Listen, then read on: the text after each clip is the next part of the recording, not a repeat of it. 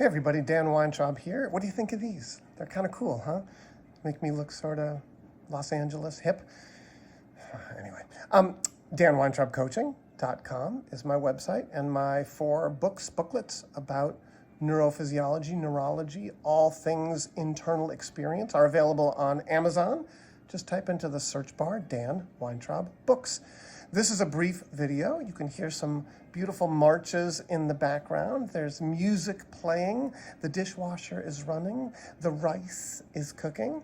So I'm about to have lunch. But I wanted to say to you on this Monday, July 26th, being aware of your internal experience is the first part of the journey. The second part of the journey is not trying to figure out where that comes from necessarily, but being aware of how that impacts your actions, and then having the capability to choose different actions that attenuate those physiological experiences. So, for example, if you're somebody who gets a rush of what we call the feeling of anger, but let's stay away from that, a rush of kind of that adrenal feeling, whether it's in the pit of your stomach, your chest, that moves you toward action based upon whether it's being in traffic, based upon whether it's reading a political article that sort of triggers you, whatever it is.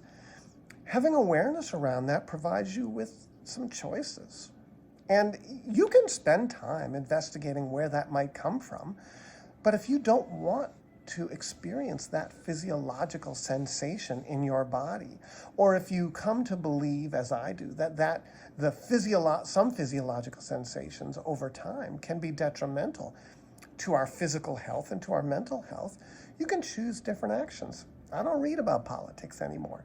I don't read about politics because it triggers a certain physiological experience that I'm habituated to, and that if I'm not paying attention, I can drift toward. But I also know that rush of adrenaline and cortisol, it doesn't make me feel good. I can't watch movies like Borat, in which people humiliate themselves. I could spend years figuring out where that comes from, right? And I've spent years in therapy digging and figuring and trying to wonder. And I could push back against that, or I could not watch Borat and not trigger that physiological sensation. So for me, I tend to watch movies that precipitate a more serotonin-oriented and oxytocin-oriented, these are generalizations for the sake of our conversations, experience. So I watch foreign films where I'm focused and reading the international films where I'm reading the subtitles, and that gives me a little bit of a, generally speaking, noradrenal experience of focus.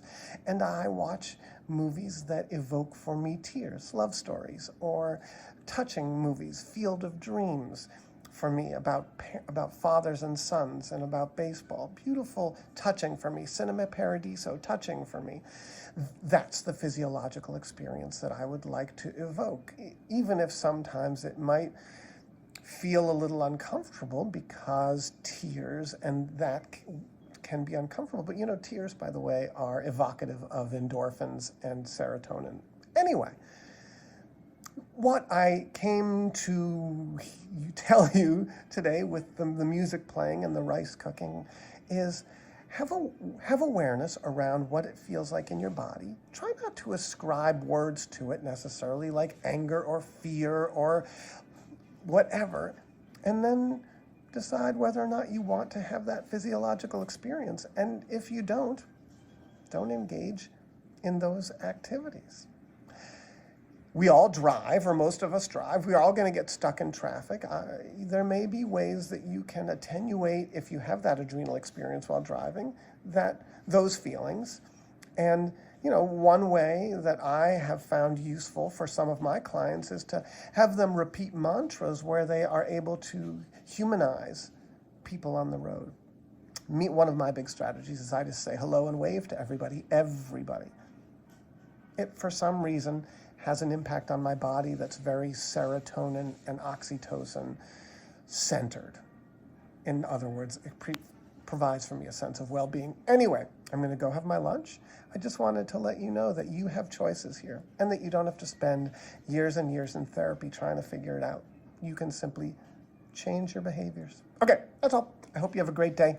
DanWeintraubCoaching.com and Dan Weintraub Books on Amazon. Peace.